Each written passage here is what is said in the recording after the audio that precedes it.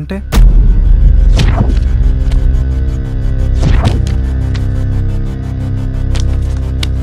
ఈ నిజాలు చాలు కృష్ణానంద స్వామి బ్రతుకు బయట పెట్టడానికి. మీరు పని చేయండి, రేపు శుక్రవారం ఈవినింగ్ 5 o'clockకి వాడు ప్రెస్ మీట్ పెట్టాడు. మీరు 4:30 ఆశ్రమానికి అన్ని ప్రూఫ్స్ తీసుకుని అక్కడికి వచ్చేయండి.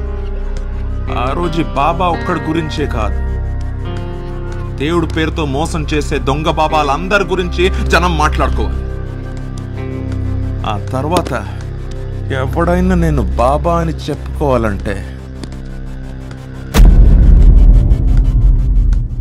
వసు తొందరగా మన పైకి వెళ్ళాలి. ప్రెస్ మీట్ కి మనం ఎందుకు? అబ్బా ఫస్ట్ టైం బాబా టీవీలో కనిపిస్తున్నారే, పదా. అమ్మా నడు.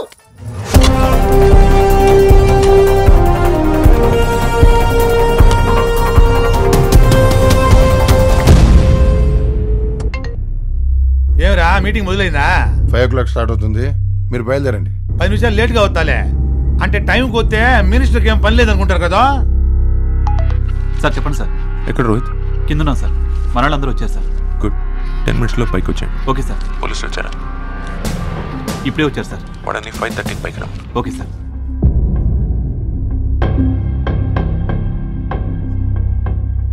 అశేష భక్త జనానికి, ముక్తి ప్రేక్షకులకు నా నమస్కారం.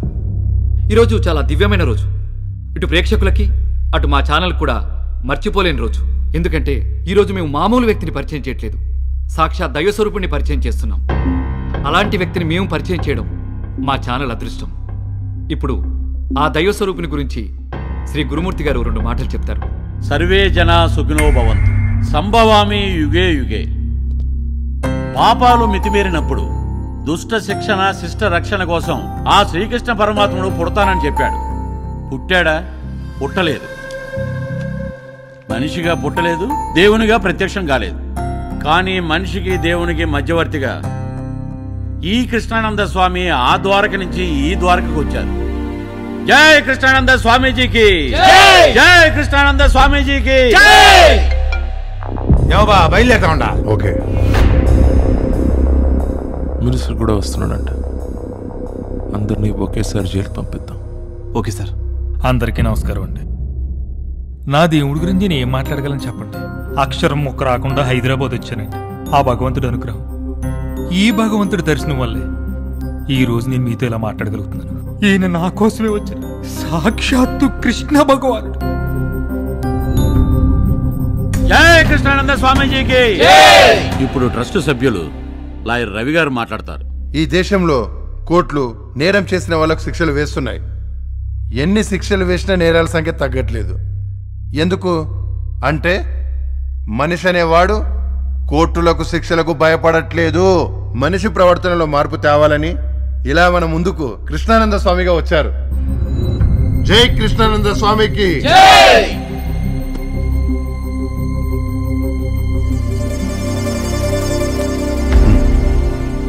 10 నిమిషాల్లో మినిస్టర్ వస్తున్నాడు, వెయిట్ చేయి.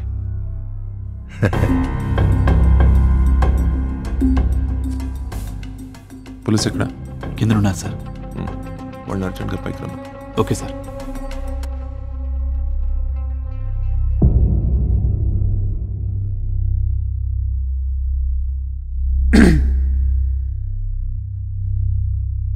అందరికీ నమస్కారం.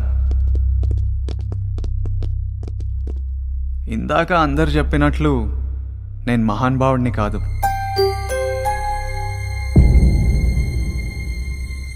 అలా అని మహిమలున్న దేవుణ్ణి కాను.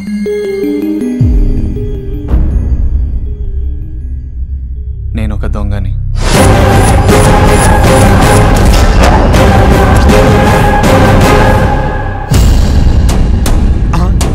ఏందే బాబా దొంగ అని చెప్పినాడా? ఒరే బండి ఆపు, ఆపు బండి. ఒకరు నా నుంచి నిజం కావాలన్నారు.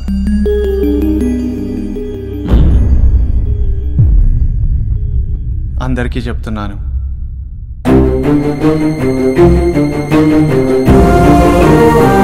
నా దగ్గరున్నాయి 2 నిజాలు.